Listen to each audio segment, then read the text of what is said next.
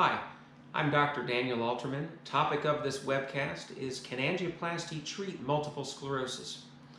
Multiple sclerosis is a frustrating disease based on its variability in presentation, diagnosis, and the great variety of treatments that both modify the disease and treat symptoms. About 1 in 700 persons in the United States are affected with MS.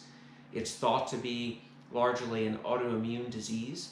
There are genetic components, but twin studies do not show complete concordance, and this has led some people to postulate that maybe there's both environmental or infectious etiologies. Most cases of multiple sclerosis are characterized by multifocal areas of demyelinization in the central nervous system. Radiographically and histologically, these are referred to as plaques. The diagnosis of multiple sclerosis typically depends on the characterization and diagnosis of scars or typical symptoms over at least a month apart. Classically, this is referred to as lesions disseminated in time and space and is described in the McDonald's criteria. Treatment for multiple sclerosis both targets symptoms and attempts to modify the disease course. Typical symptoms that are targeted for therapy include depression, fatigue, pain, and bowel and bladder dysfunction. More than 85% of people with multiple sclerosis exhibit perivenular inflammation. The typical lesions do occur in the perivenular area.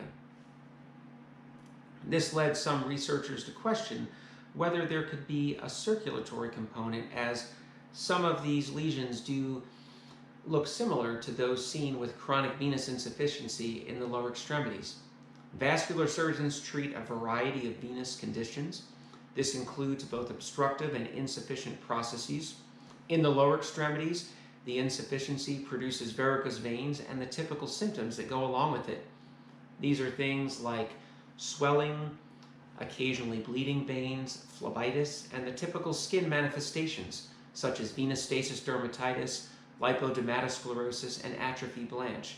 The general strategy involves both compression and trying to alter the upstream source of reflux. Years ago, this was typically done with vein stripping. Nowadays, it often involves either sclerotherapy, some form of compression, or radiofrequency ablation. In the central veins, obstructive processes also produce severe peripheral symptoms. This can occur with the syndrome of superior vena cava syndrome.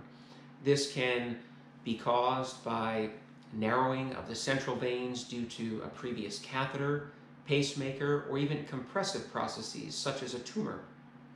The general strategy here is to improve outflow, and that relieves the peripheral obstruction. In a similar way, it was postulated that perhaps narrowing of central veins could somehow relieve the upstream inflammation in the perivenular area.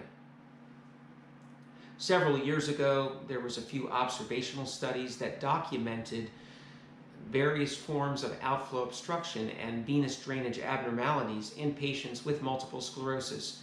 There was a publication in 2009 by Professor Zamboni, and he kind of led the charge to look at a possible vascular etiology and vascular-based treatment for multiple sclerosis. This has been coined in the literature as, quote, liberation therapy. The general idea is that if there's outflow abnormalities of the jugular veins and this is improved, this will relieve congestion and the associated inflammatory and immune response that is observed. The term chronic cerebrospinal venous insufficiency has been used to describe this process. Several small observational studies and case series did indicate relief in a segment of patients.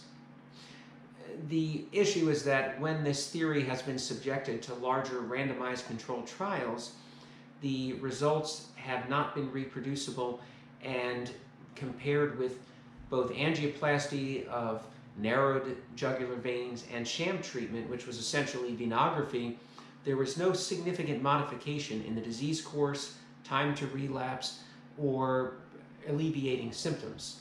A recent Cochrane database review looked at 3 such randomized controlled trials in a total of 238 patients. The general design of these studies included sham venography versus angioplasty of apparently narrowed veins. What these studies have concluded is that these treatments did not significantly alter the disease course, they did not decrease relapses at 1 year, and they did not improve the quality of life. Current evidence suggests that venous angioplasty is relatively safe, but it doesn't significantly alter the disease course of multiple sclerosis